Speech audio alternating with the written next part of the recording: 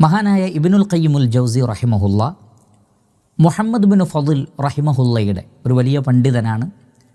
അദ്ദേഹത്തിൻ്റെ ഒരു വാചകം നമ്മെ പരിചയപ്പെടുത്തിയിട്ടുണ്ട്. എന്താണ് അദ്ദേഹം പറയുന്നത്? 4 വിഭാഗം ആളുകളിലൂടെയാണ് ഇസ്ലാം നഷ്ടപ്പെട്ടു പോകുന്നത്. ശ്രദ്ധിക്കുക, 4 വിഭാഗം ആളുകളിലൂടെ ഇസ്ലാം നഷ്ടപ്പെട്ടു പോകും. ആരൊക്കെയാണത്?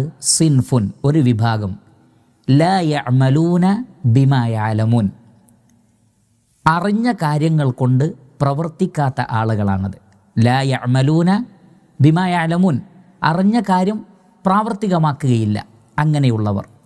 രണ്ടാമത്തെ വിഭാഗം സിൻഫുൻ യഅമലൂന ബിമാ ലാ യഅലമൂൻ, അറിവില്ലാത്ത കാര്യങ്ങൾ ചെയ്തുകൊണ്ടേയിരിക്കും, ഒരു പ്രമാണവുമില്ലാത്ത കാര്യങ്ങൾ ഇങ്ങനെ ചെയ്തുകൊണ്ടിരിക്കും. ഇവരിലൂടെയും ഇസ്ലാം നഷ്ടപ്പെടും.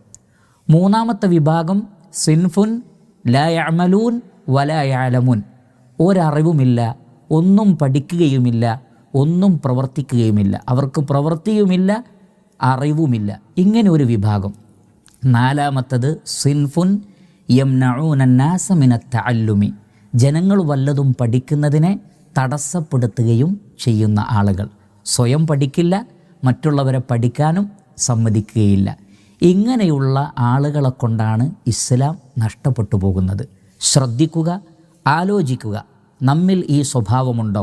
1 യഅമലൂൻ ബിമാ ലാ യഅലമൂൻ, അറിവില്ലാത്തത് പ്രവർത്തിക്കുന്നവരാണോ നമ്മൾ? ശ്രദ്ധിക്കുക.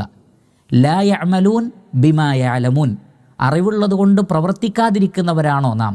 ശ്രദ്ധിക്കുക. അതേപോലെ തന്നെ ലാ യഅലമൂൻ വലാ യഅമലൂൻ, ഒന്നും പഠിക്കാത്ത, ഒന്നും അറിയാത്ത, ഒന്നും പ്രവർത്തിക്കാത്ത ആളുകളാണോ നാം? 4 യംനഊന നാസ മിനത് തഅല്ലും, ജനങ്ങൾ ദീനു പഠിക്കുന്നതിൽ നിന്ന്, ഖുർആനും ഹദീസും മൻഹജുമൊക്കെ പഠിക്കുന്നതിൽ നിന്ന് തടസ്സമുണ്ടാക്കുന്ന ആളുകളാണോ നാം? എങ്കിൽ നമ്മിലൂടെ ഇസ്ലാം നഷ്ടപ്പെട്ടു പോകും. ഈ സ്വഭാവമുള്ളവരിലൂടെ ഇസ്ലാം തകർന്നു പോകും. ശ്രദ്ധിക്കുക, ആലോചിക്കുക.